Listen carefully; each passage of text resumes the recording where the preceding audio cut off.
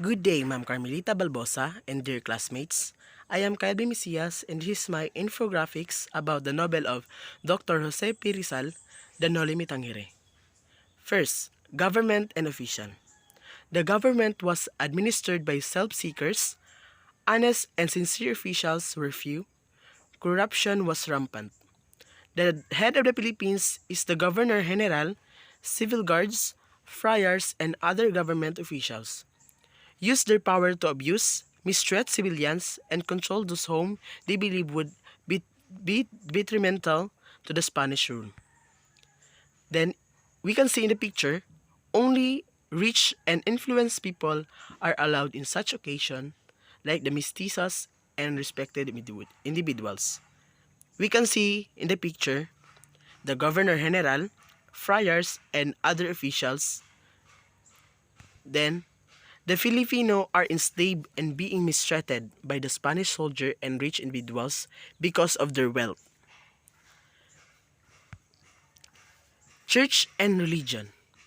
Friars use the Catholic Church, amass wealth to perpetuate themselves into power. Example, selling indulgence. Then, consultants people with threats of excommunication, punishment, and accusation of heresy. Church was unmitigated control over the government officials. Spanish used religion as a way to rule to govern as tyrant. Friars commercialized religion through simony and plenary indulgence. The friars are the most abusive and mistreat all the civilians, and they used to attach their religion to us, the Roman Catholic. The Spanish are the ones who brought the Roman Catholic to us. They proposed their religion and attached it to us as Filipinos. Then, education. An equal opportunity to education, limited higher education. The noble was also dealt the poor education in the country. School buildings were lacking in the town.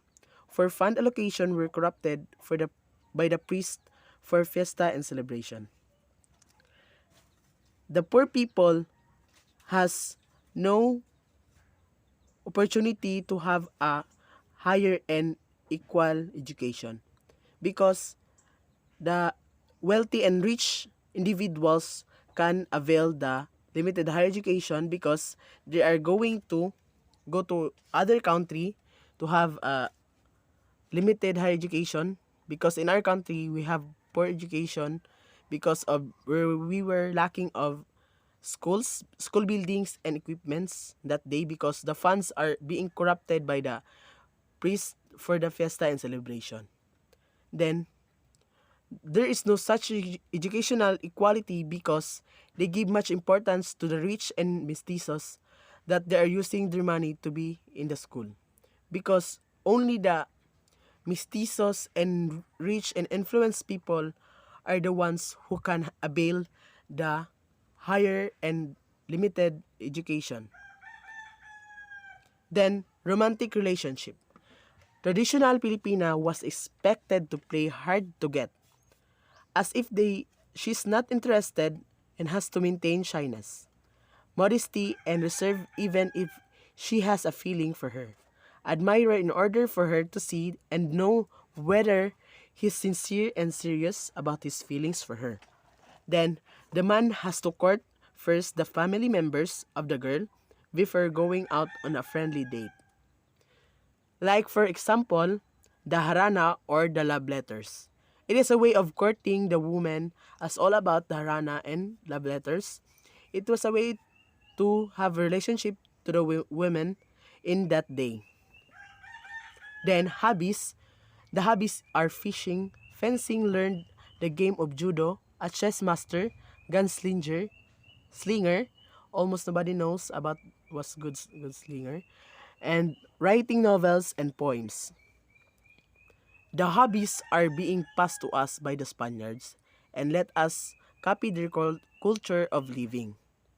The rich and poor people, the rich are the most privileged, become conspirators and act like blind agents and executioners behind the schemes of exploitation, violence, and abuses of the Catholic Church. Poor people were like ghost figures and impoverished among the colonized. The poor keep getting poorer and the rich become more richer. The rich are very corrupt and that's why the poor is becoming poorer because of the government was mistreating all the poor and they are being enslaved by the rich mestizos and officials. Like in the picture.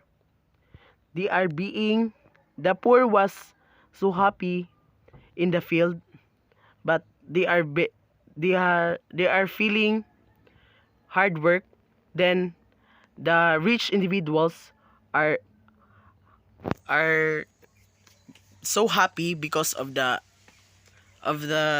wealth they have, because of the work the poor people that they enslave.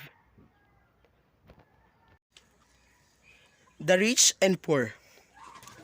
The rich are the most privileged, become conspirators and like blind agents and executioners behind the schemes of exploitation, violence, and abuses of the Catholic Church. Poor people were like ghost figures and impoverished among the colonized. The poor keep getting poorer and the rich become more richer. Because rich people was very corrupt and that's why poor people are becoming poorer because of the government.